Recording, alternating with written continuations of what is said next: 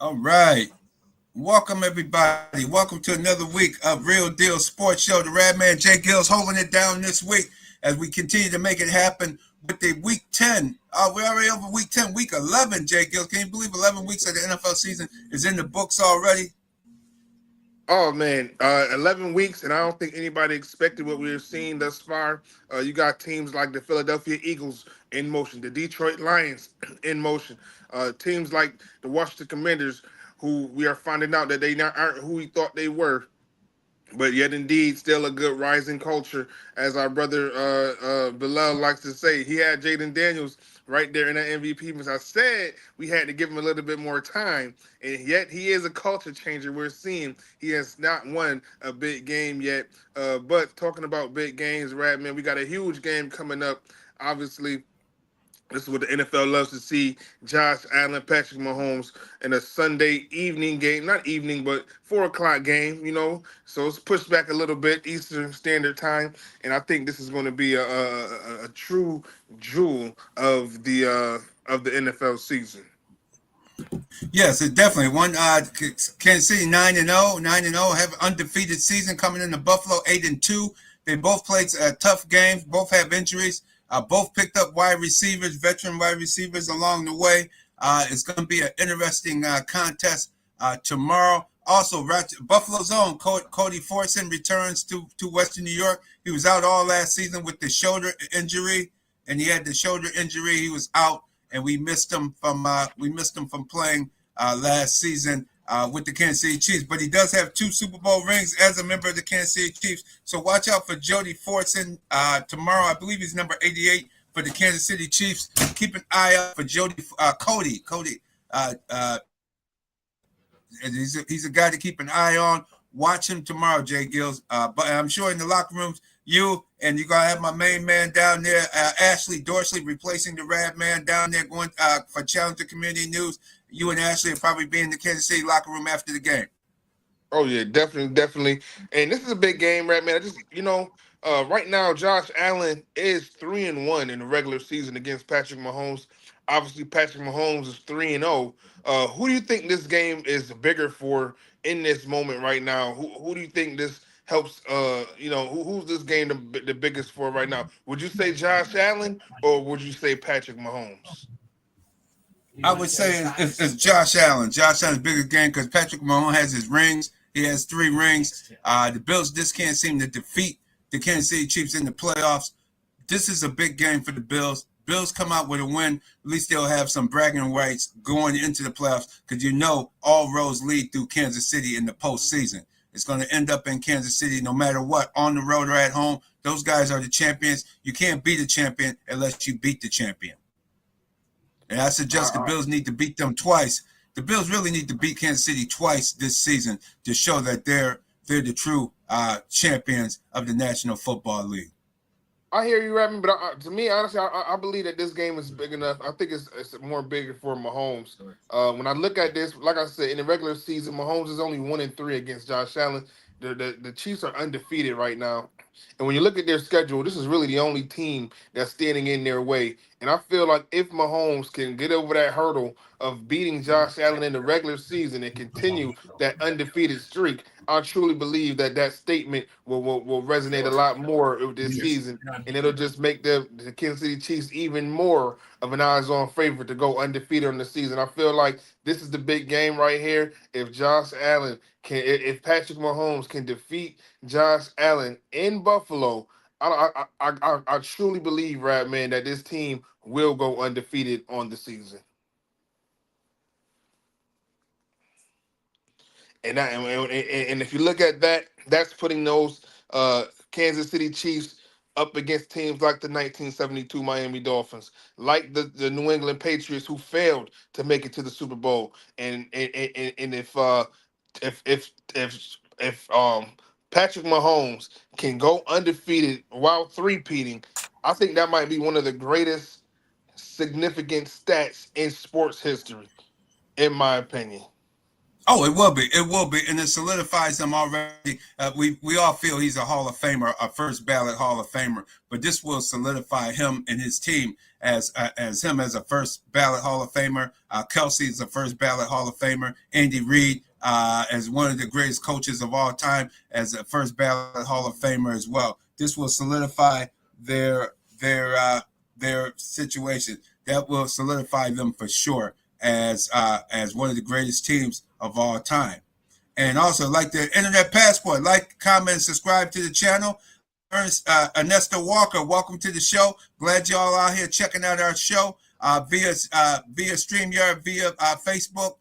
Check us out on Facebook, YouTube. You watching it live on YouTube? Like, comment, and subscribe to the channel on YouTube. Real Deal Sports Show. Just like the show. And yes, I agree with you, J-GILLZ. He will be, that team will be like the Oakland A's of the 70s, like the Big Red Machine in baseball, the Cincinnati Reds, like the New England Patriots of the 2000 era, being a dominant team, the Dallas Cowboys of the 70s, the San Francisco 49ers of the 80s. This team will go down like those teams as some of the greatest teams to ever play in their sport in the National Football League. No doubt about it. You can tell they want this undefeated season. It's something unspoken, but you can tell in their locker rooms and in practice, they say, hey, man, we can run let's run the table and show them just how good we are. So I think you're right. This game means an awful lot to Patrick Mahomes as well. Should be a great contest setting up for tomorrow. What do you think are the key players in this contest?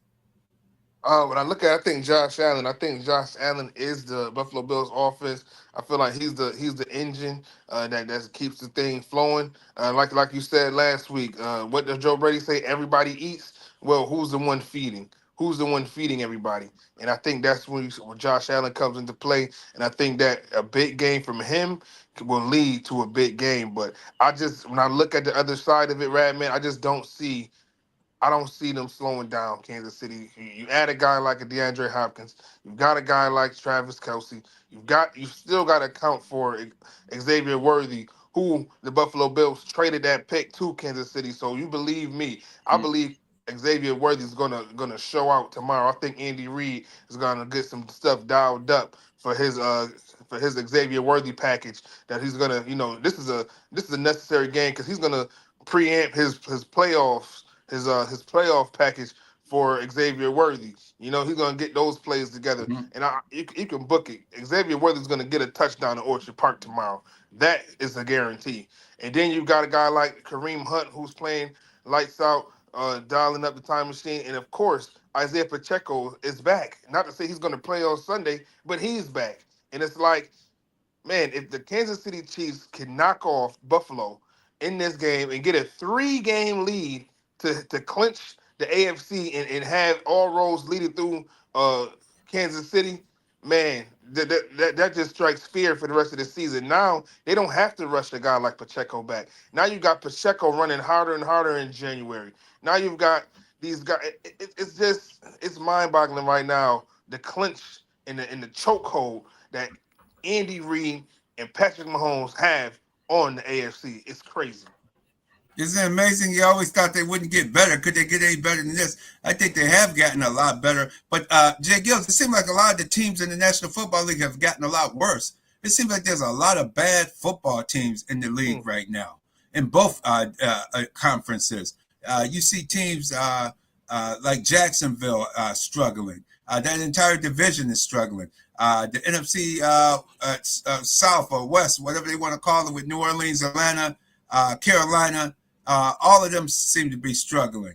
The Jets, Dolphins in our division struggling. The only really strong conference was with Detroit and Minnesota. Minnesota's starting to fall off with Sam Darnold. But to me, there's a lot of bad football being played in the National Football League. Look at Miami. You look at New England. Look at the Jets. Oh, my gosh, man. The Jets, Arizona just ran them out of the stadium last. And all they did was blitz I hadn't seen that in a long time. They blitzed every play, every passing play. They blitzed, and they just forced Homeboy to get rid of the ball. And he was just throwing the ball. Instead of throwing the ball to where the player was, he was throwing the ball to the spot that he thought where the play was supposed to go. Aaron Rodgers was throwing to the spot instead of throwing to where his player actually was. and you can't do that. You got to throw the ball to where the player is at, because Right. they were getting bumped. They wasn't able to even. He didn't have enough time to get the ball for the receiver to even get to the spot. I mean, he didn't recognize it. That just shows you that Aaron Rodgers is this old school, old minded, old prehistoric of how he's playing the way the NFL used to be played. He's not playing the way it is being played now, mentally or physically. And you can tell he don't keep his body in shape. He keeping his body in shape to play the way the game was played years ago, but not the way it is played today, where Tom Brady kept his body in shape, was able to move. But Tom Brady moved side to side, and he avoided some rushes, some pass rushes, and took a hit every now and then. Where this guy, he's like a statue, man. It's like his legs are in quicksand. He may be quicker than me or you if we were out here running, if we just ran a 50-yard race with him, a foot race. But this guy on a football field with world-class athletes, this guy looks like his legs are stuck in quicksand. He can't move. He barely can move to get out of the center, to get from underneath the center. It's horrible what Aaron Rodgers has allowed himself to become. He's no Tom Brady. Tom Brady is way better player than this cat. Much better player. Oh, absolutely. But Raymond, I want to say too. You talk about the game and the game, not being played how it used to be. But would you say, when you look at guys like Bill Belichick, Pete Carroll, great minds, football minds in the game, do you think their absence is kind of like what's lacking in these leagues, and why some of these teams aren't as good? A lot of these head coaches are getting younger and younger, and when you get younger, you're losing that experience. You're using that everybody's not Sean McVay. You know what I mean? So No. you're losing that football experience. So you got guys like Pete Carroll, guys like Bill Belichick, who aren't even coaching right now, who I can look at several teams and say, if you had a guy like Pete, or if you had a guy like Bill Belichick, man, those teams would be a lot better than what I'm seeing. You know what? That's a good viewpoint. I haven't heard that point before. You're right. The veteran coaches and having them know how to put together a team. Where you even see with a Sean McDermott here in Buffalo, he's able to put a team together. He knows that he would always get guys to put on special teams to make sure his special teams were effective. That they didn't have too many breakdowns. Saran Neal, guys that were here for years, he would just have those guys. Cam Lewis, guys that he hoped he didn't have to play them on defense, but he always put special teams guys out there. Yeah, these young coaches, as you're saying, doesn't seem to know how to build a football team as well. And you know what? We're going to bring in our Kansas City guest, Darren Smith, as we always. Before we bring him in, he's brought to you by award-winning Miriam Rivera Insurance Agency, Auto, Home, Health, Life Insurance, 1038 Lyle Avenue or 511 Bean Road, Suite B. Give our friend of the show, Miriam Rivera, a call at area code 585-360-0094 for your insurance, any of your insurance needs. Miriam Rivera Insurance. Give her a call. She saved the Rad Man and his crew a hell of a lot of money. I guarantee you, let her check it out, and she'll save you and your family. She got a good chance to save you and your family a hell of a lot of money. Marion Rivera, Farmers Insurance Agency, Auto, Home, Health, and Life Insurance. And we bring on live from Kansas City, Kansas. We're going to bring in Darren Smith. Darren, the question that J-GILLZ brought up, do you think it's because you don't have a lot of veteran head coaches that know what they're doing on a professional level, that you see in so many sorry teams? Just so many teams that just aren't playing good football? No, it's not that. I just think that it's just one of those situations where I wouldn't really blame. Well, I wouldn't really blame the coach. I'd say more so the organization and what they're getting themselves into. Obviously, everyone wants to, if they have the opportunity to be a head coach, and sometimes they just take what they can get when they get it so they can put that on their resume. But need to make one correction because I don't know if you've done it before, but it's Kansas City, Missouri, not Kansas City, Kansas, man. Don't ever do My that. bad. It's in Missouri. What's your take for this game coming up tomorrow? Well, first of all, I'll just get out the way. I do believe Kansas City wins. One thing that people talk about Josh Allen 3-1 against the Chiefs and Patrick Mahomes 3-0 against them in the playoffs, but people seem to forget that Patrick Mahomes is actually undefeated in Orchard Park. So he's won his last two times. He's played up there in the regular season and of course in the playoffs last year. So we'll start with that. But this is going to be a matchup of basically Josh Allen against Kansas City's defense and what he is able to do and whether or not Steve Spagnuolo's defense, will let him, run through their defense or make big plays. Now, I'm not sure if all their playmakers are going to be there. I guess I read where Keon Coleman along with Dalton Kincaid are both going to be out in the game. I'm not sure what the status is of Amari Cooper playing in the game, but sooner or later you start running out of options and stuff, and you put more pressure on Josh Allen to make big plays or to make plays with his arm or his legs. Now, of course, that's how you really want it if you're a Chiefs fan, but in a situation like this, in a game like this, it could become a situation where Josh Allen is prone to probably throw for more turnovers or throw for more interceptions than he has thus far this season. I can see that, Darren, but my thing was this, in your opinion, we don't want to make it about the records, but who do you think this game is bigger for to win? Is it bigger for Josh Allen? Is it bigger for Patrick Mahomes? See, to me, I feel like it's bigger for Patrick Mahomes. Even though you said he's undefeated in the Orange Park, when I look at this Kansas City schedule, I look at this as the biggest speed bump to stop that undefeated season. In Buffalo, the team that Josh Allen beats him in the regular season. He's 3-1 against him. I feel like if he can get over this hurdle, it just makes those chances of going undefeated just so much more. Well, let me say first and foremost that they're not concerned about going undefeated. They look at the season in three ways, and it's been like this, I think, really since Patrick has um, gotten a starting position in 2018. They look at it as they break the season down in the three levels. One, winning the AFC West. You win the AFC West, you're guaranteed a home game, and you let the home field advantage, or you let the home crowd do what it does. Second is once you win the AFC West, you now try to put yourself in position to win, to get the number one seed, to get home field advantage throughout the playoffs. And so if you do that, now that makes your path easier to get to the Super Bowl. And then of course the last one is Super Bowl. Undefeated. To be undefeated, that would just come in the scenario. Now, beating, to your point, I can see it going both ways to where you say it's bigger for either or. Now, I would say it's bigger for Josh Allen then, because one that narrows the win loss to just one game with them being behind Kansas City, and it helps them if Kansas City were to falter later on down the aisle or down the way. It would allow them to jump Kansas City, get the number one seed, and get home field advantage if they don't lose anymore. Now, you can say it's bigger. It's bigger for Kansas City.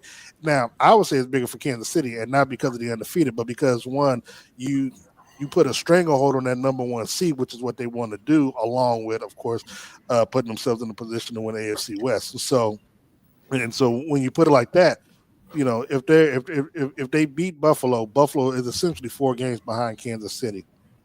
Whatever, Right. we'll know what the outcome is by kickoff between the Steelers and the Ravens. And so if the Ravens were to lose, that puts them, I think, at least 3 games, if not 4 games behind Kansas City as well, because Kansas City has beat all of them head to head. And then, of course, if Pittsburgh wins, then that Kansas City will play Pittsburgh on Christmas, so that'll shake itself out, later on down the way. So I would say that the win is bigger for the Chiefs in the manner of playoff implications and strangling up and tying up that number one seed more so than Buffalo, but it's not because it would help them go undefeated. If they go undefeated just because they decide,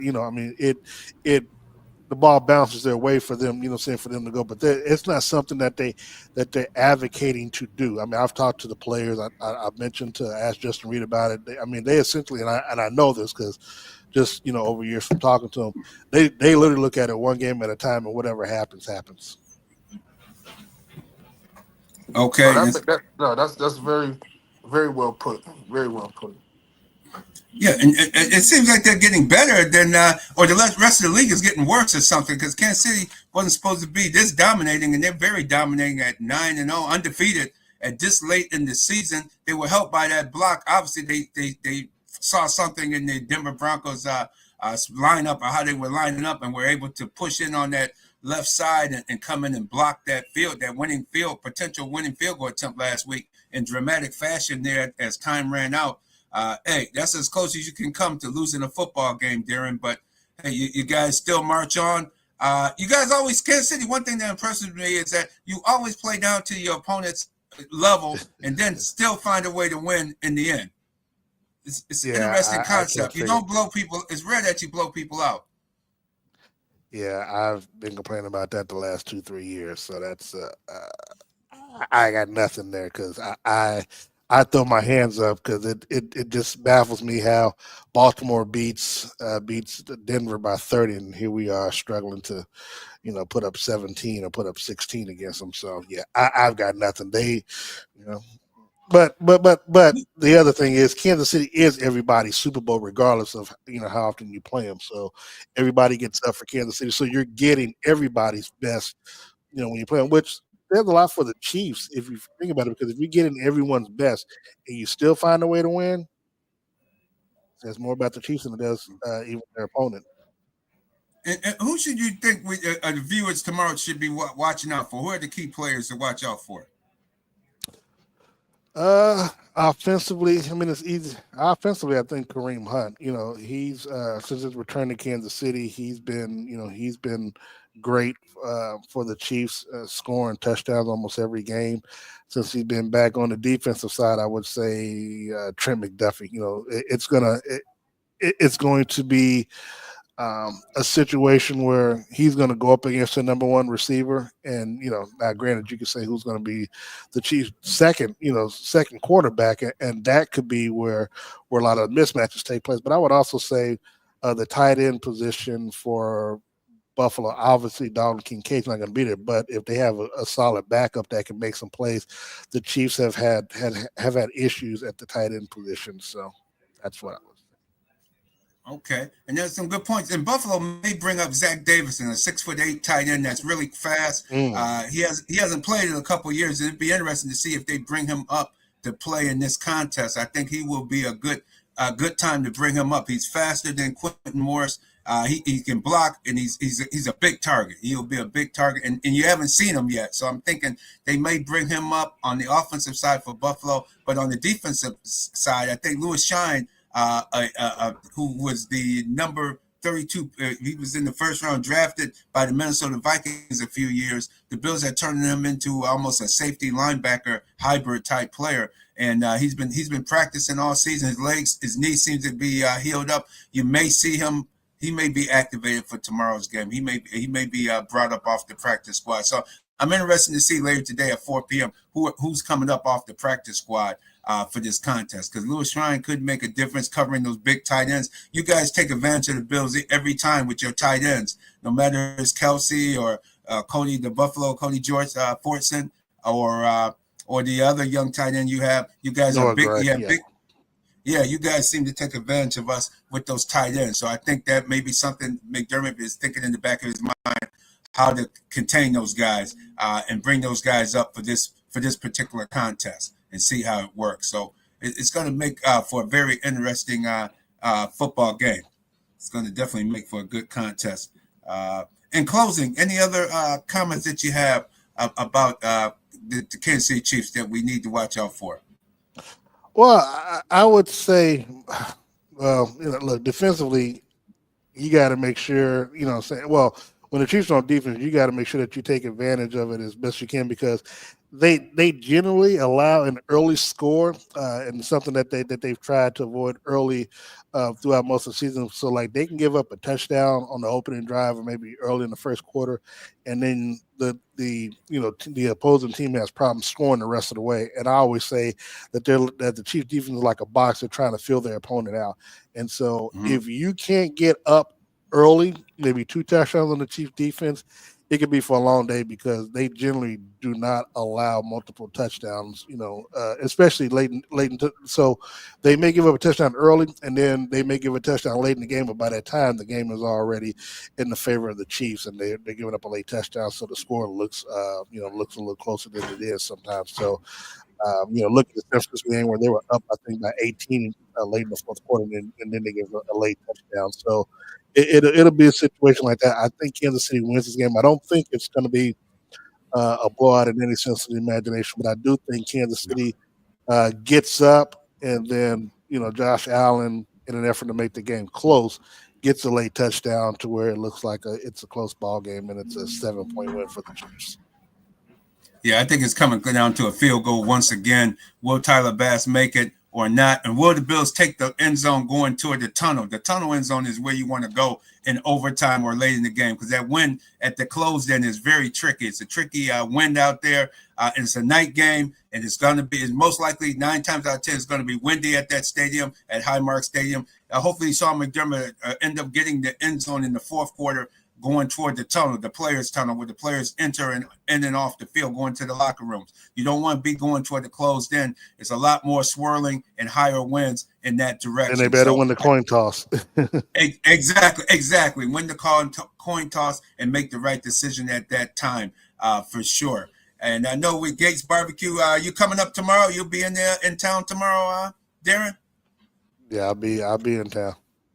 All right, J-GILLZ, I'm sure you'll see J-GILLZ and Ashley Dorsey from Challenger Community News will be there broadcasting live, after the game and the whole 9 yards. So you see it being another close game as well. Darren, we're always a pleasure having you on. And I know we're going to have you back on as we get into Super Bowl playoffs, because Kansas City is definitely in the playoffs, and they may be in their third Super Bowl. It's looking more and more like they're going to be in their third Super Bowl right now.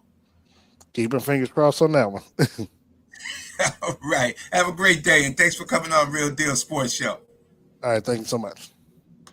All right. That was Darren Smith from ESPN Kansas City Sports and Radio. Like he said, we don't come on here and talk about what we heard. We talk about what we know. We go right to the source, and Darren's the best source out of Kansas City, ESPN Kansas City, and Sports Radio 810, WHB Twitter at Darren_Smith. Check him out on Facebook as well. He'll be after the game as well on Facebook, broadcasting after the game as well. So we're going to go to our high school specialist, our guy that knows what's going on in high school sports. They're going to take us into what's going on here in Western Europe. Marquel Slaughter from the Democrat and Chronicle newspaper. Welcome to Real Deal Sports Show. Good morning, guys. What's up? Good morning, Marquel. Man. Sectional titles given out, man. You know, we got to get the scoop from our guy. But we only y'all get me a little early because most of the games are today. But I'm in Buffalo. I left Brockport last night, went straight to Buffalo because I got a few girls volleyball teams that's about to win their regional matches and go to state. So I'm gonna be in Angola today. But last night we had two champions. Two football champions crowned. The 8-man Pembroke won that one by like 50. They're gonna win the state 8-man state championship again. And why are they so good? Why are they so good? Sorry, why is every year Pembroke seem to be a dominating 8-man team? Why are they so tough? Well, they only have so many guys. They only have like 16 to 18 guys, but about 7 of those guys are, for a school that small, they have a lot of kids that are between 250, 300 pounds. And with 8-man, you only need 3 down linemen on the line of scrimmage every play. But they even though they only have 8-man football, they still put 5 250, 300-pound kids on the line of scrimmage. And not only that, they basically run like a wildcat every play with their running back at quarterback, but the fullback in the wildcat is a 300-pound lineman, really, and that can move. And they just destroyed it. It's not even close. They don't even. Well, I seen them try to pass the ball one time last year in the championship game, and they threw an interception. But they just better off running. So their running backs are getting 300-400 yards a game. They're way better than the other 8-man teams in the state. It's not even close right now because of their line. Wow. Yeah, they got a great line, and they don't do nothing cute. They just run a wildcat with their 300-pound fullback. I think his name is Octavius Martin. Is who I'm thinking of. He's a big guy, and they got like a big guy. Octavius Martin. It sounds like it, right? He does. Well, wait a minute. So you said they have about 20. That's all. So they're close to having enough for a regular team, for a regular football team. Well, I haven't caught up with him in a year, so the numbers don't quote me on the numbers. But Right. But with their success in winning, you may think they would have more people wanting to go out for their teams. yeah, but that it sounds like the numbers for their school are pretty good. So they can only play eight. And I should mention that I did run into a team a while ago. I forget who it was around the state that did have enough for a 11-man team, but they wanted to play 8-man. So I guess there's not really a max number of kids if you want to play 8-man. I ran into a team like that in Section 3 a few years ago that did have 20-something, close to 30 kids on their team, but they wanted to play 8-man football, and they dominated that a year or two. So sounds like so you're predicting they will probably win the states. Yeah, Pembroke is the best 8-man team in the state by far. They're beating everybody by 50. They won the state championship by 50. Their running back last year, Tyson, who was also the basketball's all-time leading scorer. He's a great athlete. He ran for 500 yards, 5 touchdowns in the state championship game last year. It's breakfast for them. They're just way better than the 8-man teams. Pembroke, congrats to them for winning another section championship. It's been a few years of good classes of athletes for them the last few years in football, basketball, maybe forgetting another sport or two, but they got a special couple classes of athletes over there right now. All right. Well, who else you have? Who else won last night, and who else you have for? The game that I was at last night at Brockport was a AA final. Aquinas Aquinas versus Rush Henrietta. Rush Henrietta, they were the 8 seed and they entered the playoffs with a 2-6 record. Beat the 1 seed Fairport, then beat 4 seed UPrep. George, I think you were at that game. You were telling me about that last week. But yeah. Rush, they look good the last few weeks. They just ran into a buzzsaw. Aquinas they beat them 48-14. It wasn't close. Aquinas defense has been playing at a whole nother level all season. I've seen their defense play pretty well, but they're on another level now. They added they always played with 5 linebackers, a 2-5 front, and one of those linebackers is Lucas Leon, who's Section 5's all-time leading tackler. He has over 400 tackles, the only player in Section 5 history with over 400 tackles. He got defensive MVP last night. Quante Gilliams, he's a edge rusher or a defensive end. He's a stud. He's verbally committed to Syracuse right now, but he's a high D1 recruit, and you can see that when he plays. He had a sack or 2 last night. And even the last few weeks, they've been letting him play on offense. He's been a fullback, especially in like their big jumbo packages, especially in like goal line and stuff. And he's been a great lead blocker for them. Their MVP was this junior named Jeff Logan, who he's a stud linebacker. He's a stud running back, but he was also good on special teams last night too. He almost returned 2 kicks. He returned one of them that gave him a 17-7 lead. But he's been a stud for them all years. I seen him return a kick on McQuaid a few weeks ago. He's been a great special teams player for them. And I mean, you won 48-8. Everybody had a great game. So everybody, their best offensive player is Darian Battle. He's a senior. He can run the ball. He can catch the ball. By my stat totals that I took last night, because Aquinas may send us stats at some point, but I had Darian with 154 rushing yards, which is about what he had last week in the semifinals. He ran a 56-yard touchdown yesterday, where his line was so good, I actually think he might have had like 2 or 3 holes to choose from on that run. And he chose one of them, and he was gone. He caught a touchdown pass from Trent Buttles later in the game. Trent played well. Trent threw 2 touchdowns. He threw another one to Thomas Levins, one of their other young guys that's a pretty good receiver.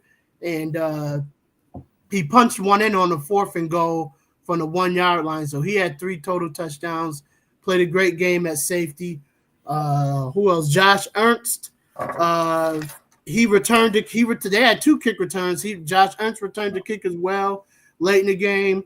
Rush did make it a 10-7 game at one point.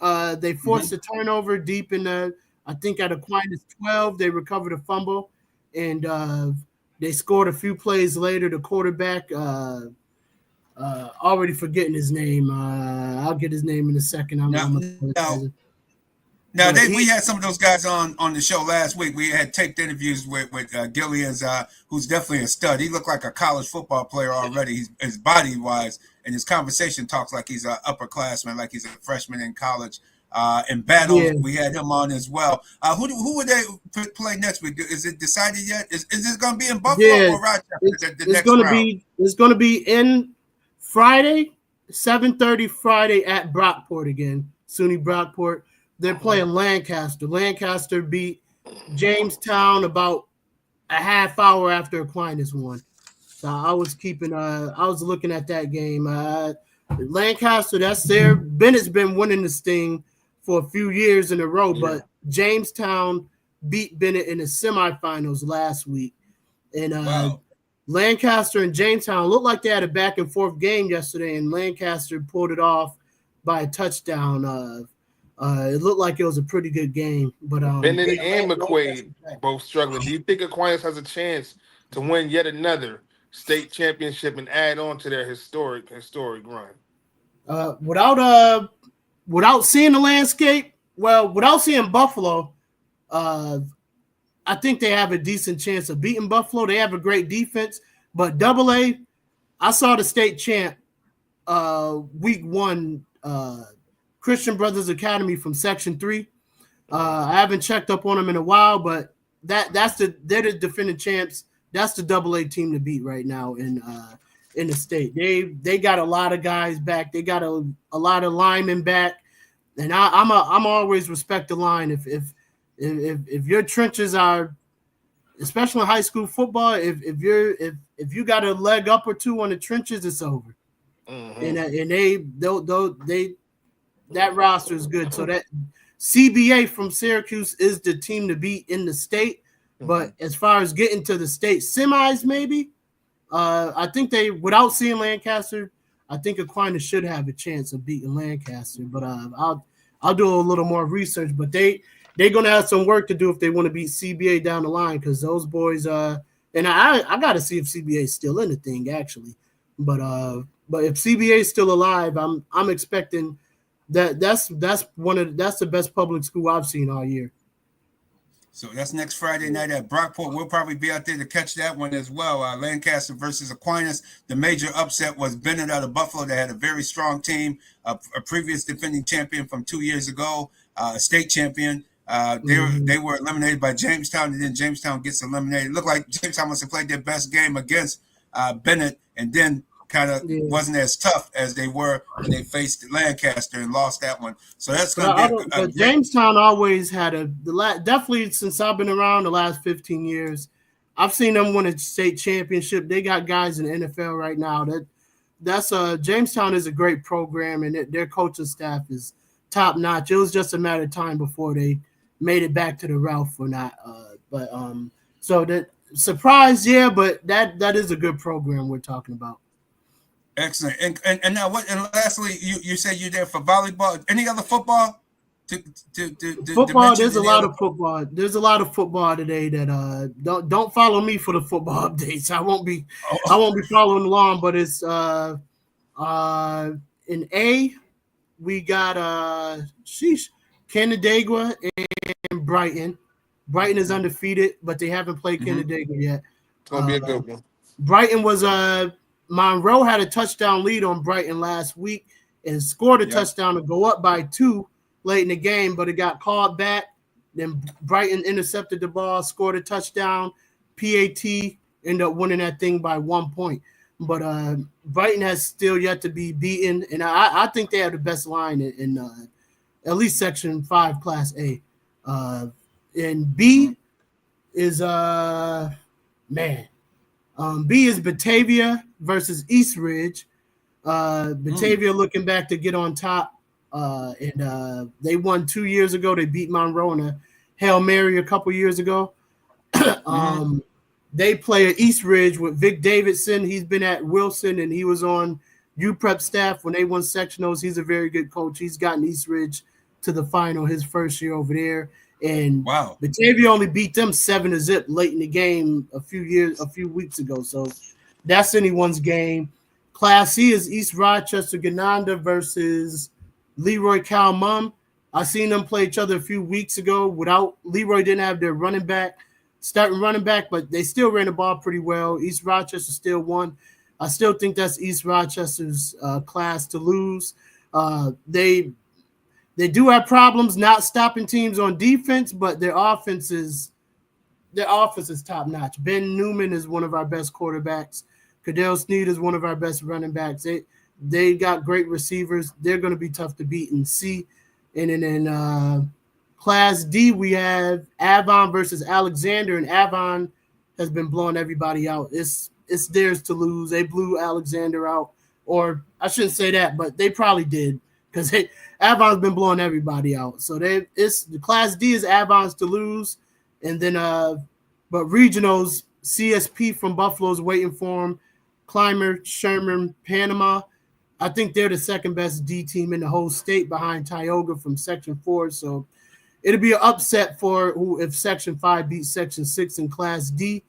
But that's Avon's to lose. Avon and D, East Rochester and C is theirs to lose, but I think A and B is anybody's. Wow. All right, there you have it. And then volleyball today, you got volleyball. What teams from Section 5 is in the volleyball championships today? So yesterday, Pittsburgh Sutherland won. They beat Will South. They're going to states. This is their first time in, I want to say, since 2014. This is their first time going to states. And they used to be a powerhouse around that time. They won a few states in a row. And then today I have Fairport versus Lancaster is the first game. Fairport is the defending state champ. They're looking to get back. They're the favorite. They should win, but Lancaster is a good team, and they have a girl that's going to Mississippi State for basketball that played on the USA basketball team. She's a great athlete at Lancaster. I'm forgetting her name, but so I don't want to count Lancaster out, but they haven't beaten Fairport yet. So Fairport. After that, it is I'm drawing blanks right now. D is Finney. CG Finney is playing Ellicottville, and AA is Brighton versus Will North. And I think Section 5 is a favorite in all of those. Even this is Brighton's first ever section championship, but they have an amazing team. And they have this girl, Lulu Pavan, senior, going D2, Bentley University. She played the best section championships last week. She played the best match I've seen in a while. She's an amazing athlete. I think Section 5 has a really good chance of taking a lot of teams to states today. I think they might sweep today. Yesterday, Bloomfield lost to Portville in Class C, but Bloomfield was unbeaten, but Portville is the best public school volleyball team in the state the past 10 years. They won state 7 or 8 times. They beat Lancaster. They beat all these big teams all the time. They're the best public schools team in the state. That would have been a big upset. So that's the only one. And Aquinas lost B on Wednesday. So really? But I think we have a really good chance of sending Fairport, Brighton, and Finney to go with Sutherland, who already won yesterday. Excellent. We want to thank you so much for coming on Real Deal Sports Show with your expert analysis. And before you go, just want to say Challenger Community News Weekly of our next segment, sponsor of our next segment, Challenger Community News, West New York's largest weekly African-American newspaper, thechallengernews.com, or 585-766-3590. If you have a story or article or anything, send it to editor at thechallengernews.com, thechallengernews.com. Send it to them, and we'll get it in the paper free and charge. And real quickly, for NFL, what do you think of this Bills-Kansas City game? Who do you think going to win this game tomorrow? Man, it really doesn't matter to me. I think the Bills can win it, but you got to beat the Chiefs in the playoffs, man. So this one Right. isn't going to rock my boat either way, if the Bills win or not. The Chiefs, they look good right now, but they are flawed. I don't think they're going undefeated by any means, but this win, the Bills need to win so they can have a chance at getting home field in the playoffs. But at the end of the day, you got to beat Patrick in the playoffs, man. So whatever they do tomorrow, it'll be cool if they win, but I'm not. You got to do it in a couple months, man. So that I'm not really that. I'm not that. I'm not thinking about that game, tomorrow's game, that much. But I do want to see how they stack up. But you got to beat Patrick in the playoffs, man. That's where it counts. So I'm Very not well. tripping over what happens. Thank you. Excellent commentary. Couldn't have said it better myself. Once again, thank you so much for coming on the show. We'll have you back on in another week to wrap up the sectionals and states and where we are, where the Section 5 teams sit in the state championship or semifinals coming up. Marquez Slaughter, Democratic Chronicle reporter. Thank you so Thank you, much. guys. All right, J-GILLZ. Boy, we went around a lot of stuff real quick. J-GILLZ, Mike Tyson lost last night in his fight, in his whatever you want to call it, showcase against Paul, whatever this Paul character is, the social media darling. What's your take on that? Was it a sham or what? Man, he lost in the universal unanimous decision, and honestly, just watching the fight, I felt like he had a couple good hits, but Mike, man, you got to give it to Mike. Mike's 58 years old. He Yeah, stayed in there 8 rounds. He 8 handled rounds. business. He didn't even falter. He didn't even Really? falter. Yeah, I It mean, went to a decision. went to a decision. He lost unanimously. Wow. And when you look at the fight, I mean, those punches that Jake Paul were landing looked like it had no effect on the 58-year-old. You know, Wow. I Really? don't get how he lost, and the crowd was furious. It was a universal booze in the crowd once they announced that Jake Paul won the fight. And honestly, I mean, Jake Paul, it's just I don't get it. I don't get it. They made a lot of money last night. What? So for the 8, how would you? Well, what would have been if you were a judge? How would you have decided to fight? Man, I would have gave it to Mike Tyson for the simple Oh, fact really? that he I mean, when you guys 58 years old, he was throwing jabs, he was throwing punches, he was connecting some as well. Obviously, it's not the iron Mike that you grew up on. Obviously, those hits Right. aren't nearly landing as hard as they used to. But man, this Right. wouldn't have been a contest. Even if this was 10 years ago, if this is 48-year-old Mike Tyson, he would have knocked Jake Paul out.